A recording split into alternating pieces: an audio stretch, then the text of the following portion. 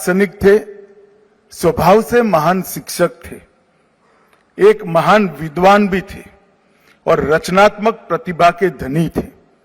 मानवतावादी और आध्यात्मवादी दूरदृष्टि सोच रखने वाले एक पिंड से शिक्षक थे।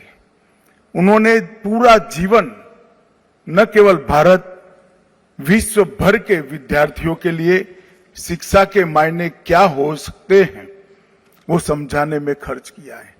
यहाँ बच्चों को पढ़ाने वाले गुरुजन जो बैठे हैं, मेरा उनको विनम्र निवेदन है कि हो सकता है आपके बच्चों के पढ़ाने में के अभ्यासक्रम के अंदर सर्वपल्ली राधाकृष्णन का स्थान न हो, मगर एक आदर्श गुरु कैसा होना चाहिए वो अगर आपको समझना है, आपके प्रोफेशन को ढंग से समझना है, तो राधा कृष्णन के वक्तव्यों को बहुत अच्छे तरीके से अभ्यास करेंगे तो आपका काम बहुत सरल हो जाएगा और सबसे ज्यादा फायदा आपके विद्यार्थियों को, जो बच्चे आपके पास आते हैं, उसको होगा।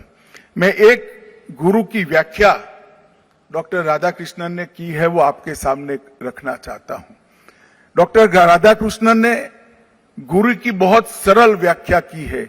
गुरु का एक बहुत सरल भाषा में अर्थ होता है बड़ा।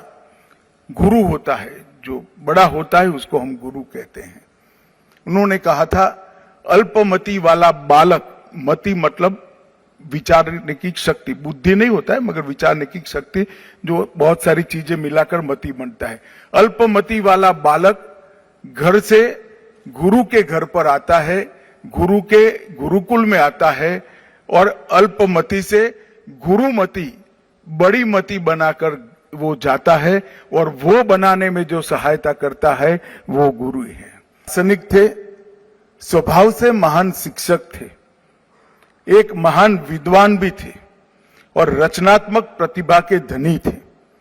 मानवतावादी और आध्यात्मवादी दूरदृष्टि सोच रखने वाले एक पिंड से शिक्षक थे। उन्होंने पूरा जीवन न केवल भारत, विश्व भर के विद्यार्थियों के लिए शिक्षा के मायने क्या हो सकते हैं वो समझाने में खर्च किया है।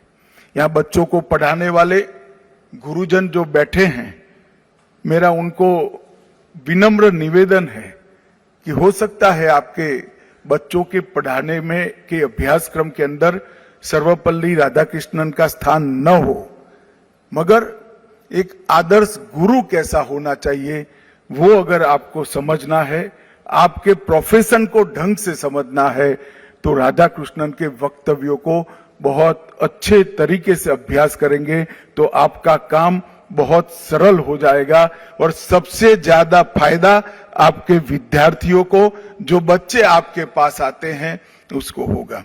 मैं एक गुरु की व्याख्या डॉक्टर राधाकृष्णन ने की है वो आपके सामने रखना चाहता हूं। डॉक्टर राधाकृष्णन ने गुरु की बहुत सरल व्याख्या की है। गुरु का एक बहुत सरल भाषा में अर्थ होता है बड़ा। गुरु होता है, जो बड़ा होता है उसको हम गुरु कहते हैं। उन्होंने कहा था अल्पमति वाला बालक, मति मतलब विचारने की शक्ति, बुद्धि नहीं होता है मगर विचारने की शक्ति, जो बहुत सारी चीजें मिलाकर मति बनता है। अल्पमति वाला बालक घर से गुरु के घर पर आता है, गुरु के गुरुकुल में आता है और अल्पमति से गुरुमति, बड़ी मति बनाकर वो जाता है और वो बनाने में जो सहायता करता है वो गुरु ही है।